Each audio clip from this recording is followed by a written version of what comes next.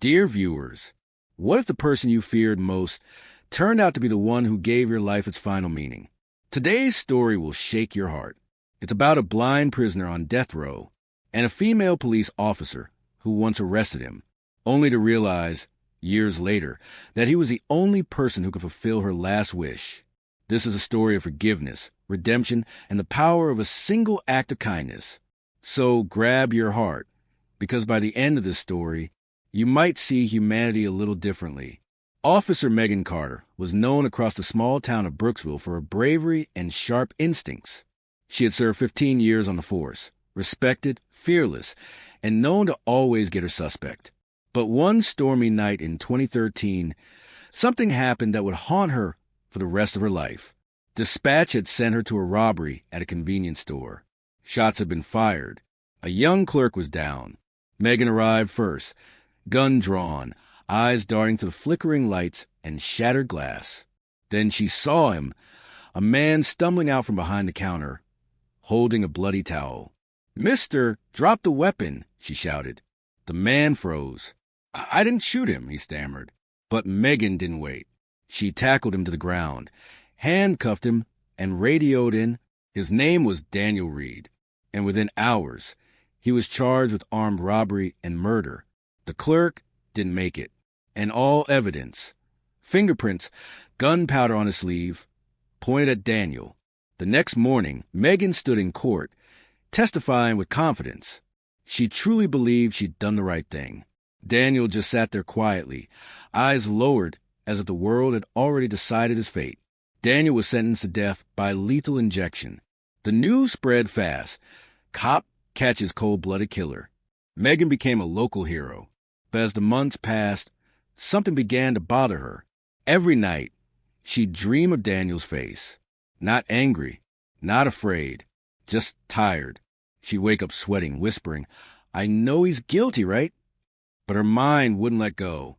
Years later, when she got promoted to lieutenant, she visited the prison for a community outreach event and saw Daniel again. Only this time, he looked different. He had gone blind. The guard told her it happened from an untreated infection. Daniel was quiet, always polite, and never caused trouble. And when Megan walked past him, he smiled faintly and said, "Officer Carter, you still wear that vanilla perfume." Her heart skipped. He remembered. She tried to say something, but all she managed was, "I did what I had to do." Daniel nodded slowly. "I know. You were just doing your job." That line, "You were just doing your job," would replay in her mind for months. A few years later, Megan's life took a tragic turn. After weeks of fatigue and dizziness, doctors discovered she had an aggressive form of leukemia. By the time it was diagnosed, it was already in its final stage. Chemotherapy didn't work. Her hair began to fall out, her strength faded, and her once firm voice grew weak. She spent most of her time alone, surrounded by medals, plaques, and photos of her younger self, reminders of who she used to be. One day, she looked at her reflection and whispered, "I've arrested hundreds, but never truly forgiven anyone." And then she thought about Daniel, the man she put on death row, the man who lost his sight in prison. Something deep in her heart told her she needed to see him one last time. Megan requested permission to visit Daniel at Brooksville Correctional Facility. When she entered the visiting room, Daniel was already waiting, sitting still, hands folded, eyes blank but peaceful. When he heard her footsteps, he smiled. "Officer Carter, you sound tired." She chuckled softly. "Guess I'm not as strong as I used to be." There was silence for a moment. Then Megan spoke, her voice trembling. "Daniel, I'm dying." He didn't flinch. "I'm sorry to hear that." She took a deep breath. "I came here because I need to ask you something." Daniel leaned forward slightly. "What is it?" Megan looked at him, a man she once thought was a monster, and said, "I want to know the truth. Did you really do it?" Daniel turned his face toward her voice. "No, ma'am, I didn't." Her eyes filled with tears. "Then why didn't you fight harder? Why didn't you appeal?" He smiled faintly. "Because no one would have believed a poor man with a criminal record over a dead boy and a heroic cop." Megan felt her chest tighten. Her mind flashed back to that night. The flickering lights, the confusion, the fear. Could she have made a mistake? Before leaving, she whispered, "Daniel, if I could change it, I would." He replied softly, "You already did by coming here." Over the next few months, Megan and Daniel began exchanging letters. She'd write from her hospital bed, and he'd dictate his responses to the prison chaplain.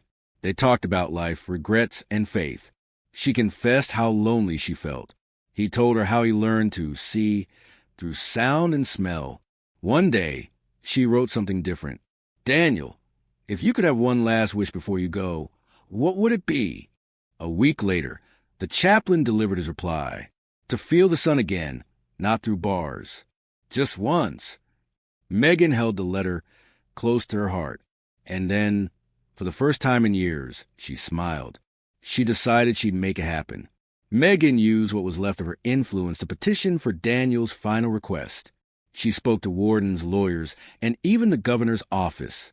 Most of them said no, but Megan was relentless. She told them, if a dying cop can forgive him, then the state can grant him sunlight. Her health was failing fast. She could barely walk, but she didn't stop. Finally, after weeks of pleading, the prison approved a special request.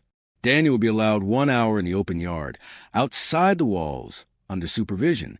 Megan insisted on being there. It was a cold morning when Daniel stepped out, escorted by guards. He could feel the air, crisp and open, different from the heavy concrete scent he'd known for years. Megan was waiting in a wheelchair, wrapped in a blanket, when Daniel heard her faint cough. He turned toward her. "Officer Carter?"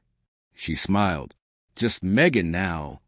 He tilted his head toward the warmth of the rising sun. "I can feel it. It's beautiful." Megan wiped her tears. "Then my job's done." But Daniel shook his head. "No, Megan, it's not done. Because that's your wish, not mine." She frowned. "My wish?" He nodded slowly. "You once wrote that you wanted to die knowing you made a difference." She looked confused. "How did you—" He smiled. "The chaplain told me. So here's my gift to you. I forgive you." Megan broke down crying. She had heard confessions her entire life, but this one shattered her soul. They sat there in silence. A dying woman and a blind man, both freed in a way prison walls could never stop. After that day, Megan's condition worsened. She spent her last few weeks in hospice care, but there was peace in her heart now. She kept Daniel's final letter under her pillow. It read, "You gave me sunlight. I gave you forgiveness." Maybe that's how God works. We free each other.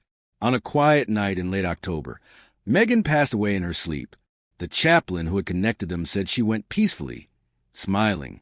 3 days later, Daniel was scheduled for execution. Before his final moment, the warden asked if he had any last words. Daniel said calmly, "Tell the world that the woman who arrested me saved my soul."